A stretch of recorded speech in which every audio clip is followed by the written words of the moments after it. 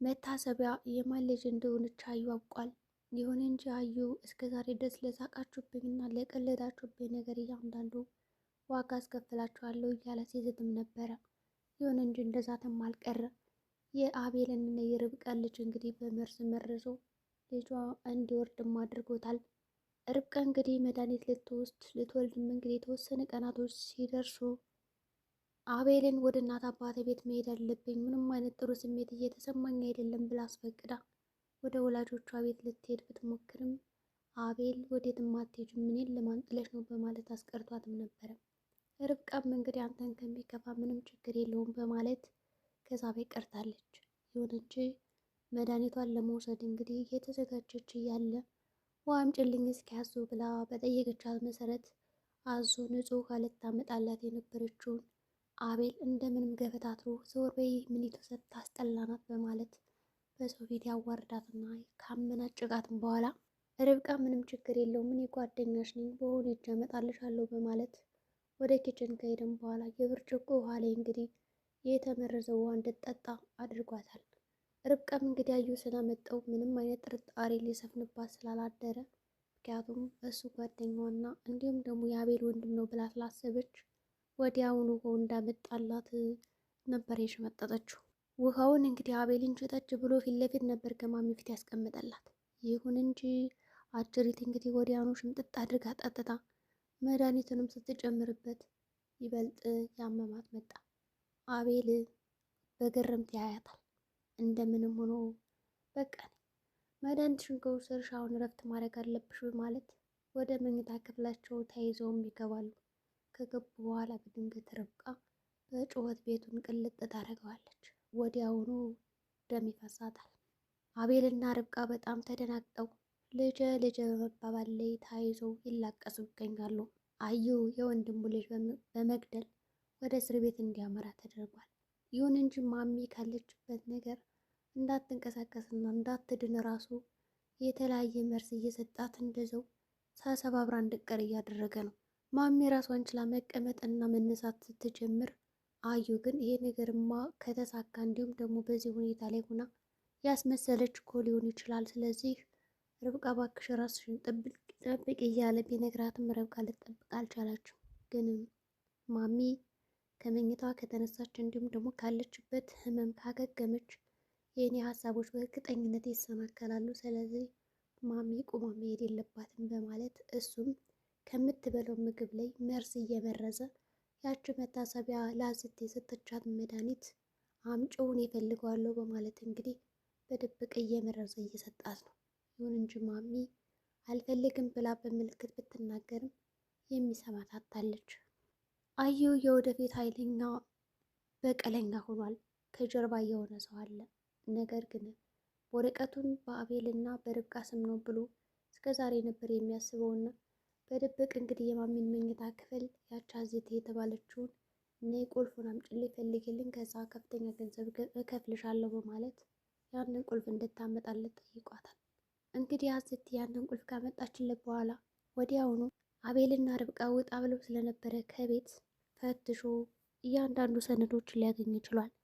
እንግዲህ ከማሚ መኝታ ክፍል በመግባት ብዙ ሚስጥሮችን ሊያውቅ ችሏል። ከነዚህም መካከል እንግዲህ መታሰቢያ የማሚ ልጅ እንደሆነችም አውቋል።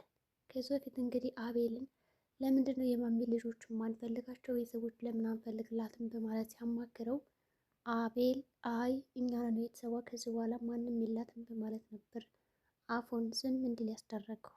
አዩም እንግዲህ ቤቱ እንዳለ በእሷ ስም እንደሆነ ሲያውቅ የመጣለት ሀሳብ አለ። ወዲያውኑ ማሚ ሳሎን ተኝታ ስለነበረ ብቻዋን ርብቃና አቤልም ወደ ሆስፒታል ስለሄዱ ልጃቸውን ጾታውን ለማየትና ለማወቅ ማንም በሌለበት እንግዲህ መጥቶ ቆይ አንቺ አስመሳይ ለምንድን ነው እንደዚህ የዋሸሽን? የቤቱ ስም በርብቃ ነው በአቤል ነው እያልሽ ስታጭበረብሪኝ አልነበረ? ለምንድን ነው የሸወርሽኝ? ደግሞ ያቸው ወይዘሮ ማርታ የምትባል ማነች? ሁሉ ነገር እኮ የተመዘገበው በዛች ሴትዮ ስም ነው። ምን አድርገሻል ነው? የት ናት? በማለት ይጠይቃታል። ነገር ግን አጅሪት ማሚ ልትናገር አልቻለች። አፏ እንደተያያዘ ቁጭ ብላለች። አቤልም በጣም ይናደድና ወዲያውኑ ወደ መታሰቢያ ነበር መሄድ የፈለገው። ከመታሰቢያ ጋር ከሄደን በኋላ እንግዲህ መታሰቢያ ፍቅረኛ እንዴት ነሽ በማለት እንግዲህ እሱ ሊጠቀምባት እንጂ ወዷት አይደለም። ግን ደግሞ አሁንም መጠቀም ስለፈለገ ከመታሰቢያ ላይ መታሰቢያ ለምንድን ነው ስለ ወደፊት ህይወትሽና ስለ እድገትሽ የማትነግሪኝ? ከዚህ በኋላ እኮ ነው አንቺን አግብቼ ድል አድርጌ ነው ማኖር የምፈልገውና እስኪ መታሰቢያ ማናት የሚለውን ነገር አብራሪልኝ በማለት ይጠይቃታል። ለምን አዩ ብላም ብትጠይቀው ያው ከዚህ በኋላ አግብቼ ስለመሆን ግዴታ ኃላፊነትም ስላለብኝ ስላንቺ በደንብ ማወቅ ይጠበቅብኛል በማለት ይጠይቃታል። እሷም እንግዲህ በጣም ስለምትወደውና ስለምታምነው እሺ ያው እንግዲህ ያደግኩት ክፍለ ሀገር ሲሆን ከብዙ ጊዜ በኋላ እናቴ በጣም የታቶ ስራ ተሰራ ነበረ። በዛ ሰዓት እንግዲህ ታቶውን ተነቅሻዋለሁ እኔ እንዲሁም ደግሞ ከክፍለ ሀገር ተወልጄ ወደ ከተማ እንደመጣው ማስታወሳለሁ። በዛ ሰዓት እንግዲህ እናቴ ወልዳ አራስ ልትጠይቃት እንዲሁም ደግሞ ለአራስ የሚሆን ነገር ስታዘጋጅልን የነበረችው የቤት ሰራተኛ በመኪና አደጋ ሞታለች። እና እናቴም እንግዲህ ከቅርብ ጊዜ ወዲህ ወደ አረብ ሀገር እንደተሰደደች እና ከዛም ሜዳ እንግዲህ እንዳልመጣች እስካሁን ድረስ አውቃለሁ። ሌላ ግን የማውቀው ነገር የለም በማለት እንዳለ ምንም አይነት ሚስጥር ሳትደብቅ ትነግረዋለች። አዩም እንግዲህ ምንም ችግር የለውም በቃ ጎበዝ፣ እዚህ በኋላ አታስቢ እኔ ያለሁልሽ በማለት አሁን የሚያባብላትና ያው እንግዲህ መጫወት ይጀምራሉ። እንግዲህ ስለ ወደፊት ህይወቷና ስለ እድገቷ ከጠየቃትም በኋላ ግን አዩ ለምን ጠየቀኝ? ይህንን ሚስጥር እኮ ለማንም አውርቼው አላውቅም በማለት መታሰቢያ ጠይቀዋለች። እሱም እንደነገርኩሽ ነው ለእንክብካቤ ነው በማለት ዝም ያስብላታል። ደግሞ ትልቅ ሰርፕራይዝ አለኝ በማለት እንግዲህ ይነግራታል። ቤት በአንቺ ስም አድርገዋለሁ ስለ ቤቱ ነገር ምንም ታውቂያለሽ አይደል ይላታል። እሷም እንግዲህ አዎን ትላለች። ግን ቤት ገዝታልኝ ወይስ ምንድን ነው?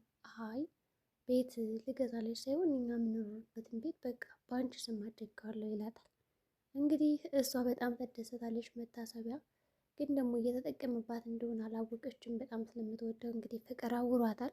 ደግሞ ሌላም አለ ገና አገባሻለሁ በማለት እንግዲህ ብዙ ነገሮችን ይነግራታል። እሷም እሺ ብላ ከተቀበለች በኋላ በቃ መሄድ አለብኝ ደህና ሁኝ ይላታል። አታርም ስትለው አላርም ነበር ያላት።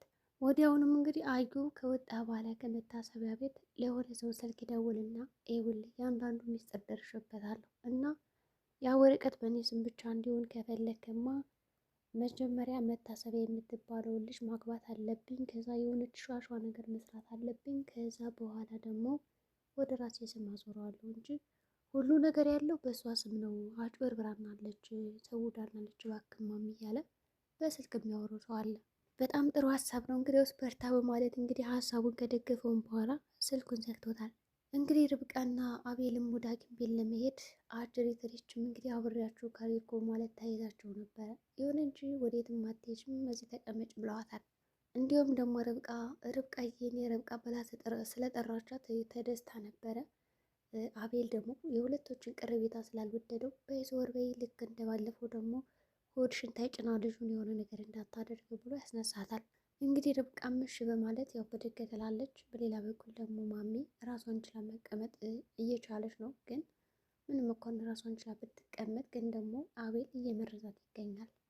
ማለቴ አዩ መርዝ እየሰጣት እንዳትነሳ እንዳትድን ካደረገ በኋላ እንዲሁም የሚፈልገውን ነገር እስከሚያገኝ ድረስ እንድትነሳ አይፈልግም።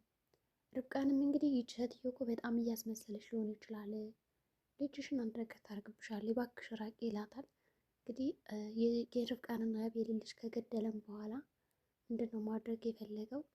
ማሚ ናት የገደለችው ብዬሽ ነበረ እኮ አትጠጊያት ብሎ ወደ ማሚ ማሳበብ ነው የፈለገ። ምክንያቱም ደግሞ በመጀመሪያ እሱ አጎት እንደሚሆን አምኖ ተቀብሏል። ለአቤልም ለርብቃም እንግዲህ የጥሩ አጎት ሆናለሁ በማለት ነግሯቸዋል። እነሱም ተደስተው ነበረ። አቤልም እንግዲህ እስኪ ማሚየው ወንድ ልጅ ነው ከሐኪም ቤት ደርሰን መጥተናል እና እስኪ እንኳን ደስ አላችሁ በይን በማለት ያናገራታል። አዩ እንኳን በአቅሙ እሺ ብሎ ሊቀበለን ነው፣ ለምንድን ነው አንቺ እንደ ድሮ ፍቅራችን ማትመልሽልን ሲላትም ነበረ። የድሮ መተሳሰባቸውን ሲመለስ በጣም ምኞቱ ነው፣ ግን ደግሞ የነገር ሊሳካለት አልቻለም። ይሁን እንጂ አሁንም ሁለት ወንድማማቾች ሲያወሩ በጣም ንቀት የተሞላበት ነው።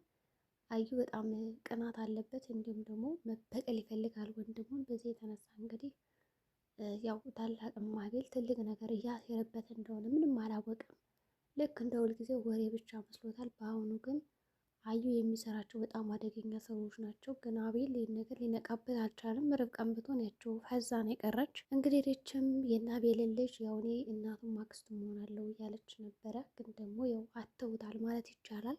በእርግጥ ሪች እባክሽ ተጠንቀቂ ልጅሽን፣ ሰሞኑን በጣም እየፈራሁ ነው ብላን ነበረ። ግን ያው ርብቃ ምንም ልትሰማ አልቻለችም። ያው አዩ ያመጣላትን ውሃ ግጥም አድርጋ ጠጥተዋለች። በዚህ ደግሞ የተነሳ ልጁ ትንሽ ይኑር አይኑር በጣም ከባድ ነው። በጣም ትልቅ ደም ነበር የፈሰሳት። በጣም ያስደነግጣል። እንግዲህ ድራማም ቢሆን በነገራችን ላይ ሲጮህ እኔ በጣም የደነገጥኩት ፈርቻለሁ ማለት ይቻላል። በጣም ያስፈራል ደግሞ።